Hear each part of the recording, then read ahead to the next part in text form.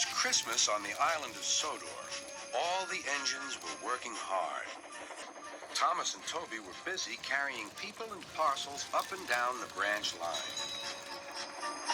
Everyone was happy. Only the coaches, Annie and Clarabelle, were complaining. "It's always the same before Christmas," they groaned. "We feel so full. We feel so full." "Oh, come on," said Thomas. "Where's your festive spirit? Christmas Day is almost here."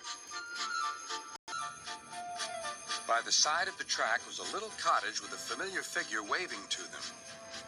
"It's Mrs. Kindly," whistled Thomas. "Beep, beep. Happy Christmas." Thomas always felt better for seeing her. Christmas just wouldn't be Christmas without Mrs. Kindly, he said to himself. When work was over, Thomas went to see the other engines. All their coats had been polished. "Huh," said Gordon. "Just look at us. Your driver will have to work fast to get you as smart as us." "Never mind that," replied Thomas. "I've something important to say. Do you realize it's been a whole year since Mrs. Kindly saved us from a nasty accident? You remember when she was ill in bed and—" "Yes, of course," interrupted Edward. "You told us how she waved her red dressing gown out of her window to warn you about a landslide ahead." "And you and Toby gave her presents?" Percy joined in. "And Sir Topham Hatt sent her to the seaside to get better."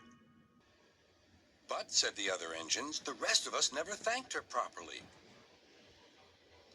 "Exactly," said Thomas. "So now I think we should all give her a special Christmas party." Everyone was getting very excited, and the drivers felt sure that Sir Topham Hatt would agree, as indeed he did. The engines were all busy making plans when silence fell. Sir Topham Hatt had bad news.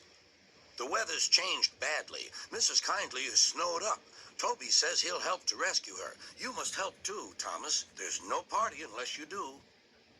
Thomas hated snow, but he said bravely, "I'll try, sir. We must rescue her. We must." "There's a good engine. You and Toby will manage splendidly."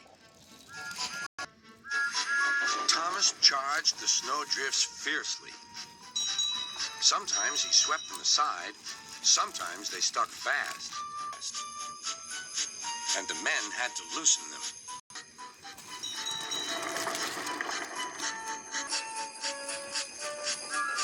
But at the cutting near the cottage, they could go no further. "Look at that!" exclaimed Thomas's fireman. "Beep, beep! Here we are!" An answering wave came from an upstairs window. Then they heard a familiar sound. "That's Terence, the tractor," said Thomas. "He's come to help too." Sure enough, Terence had a snowplow and was working hard to clear a patch to the railroad line and safety.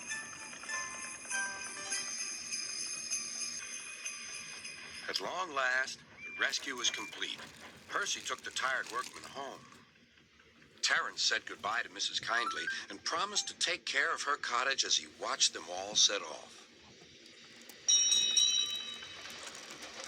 The engines made good time. No more snow had fallen, but the yard was dark. There was no one to be seen. Thomas's heart sank. Suddenly, all the lights went on. What a marvelous sight awaited Mrs. Kindly. "Well done," said Sir Topham Hatt. "I'm really proud of you all." Mrs. Kindly especially thanked the smaller ends. "Thomas and Toby are old friends," she said. "And now, Percy, you are my friend too." Percy was very pleased. "3 cheers for Mrs. Kindly," he called. Beep, beep, beep. They all whistled. "We wish you a Merry Christmas. We wish you a Merry Christmas. We wish you a Merry Christmas and a Happy New Year." Thomas the tank engine and his friends thought it was the best Christmas ever, and Mrs. Kindly could think of nowhere she would rather live than here with them on the island of Sodor.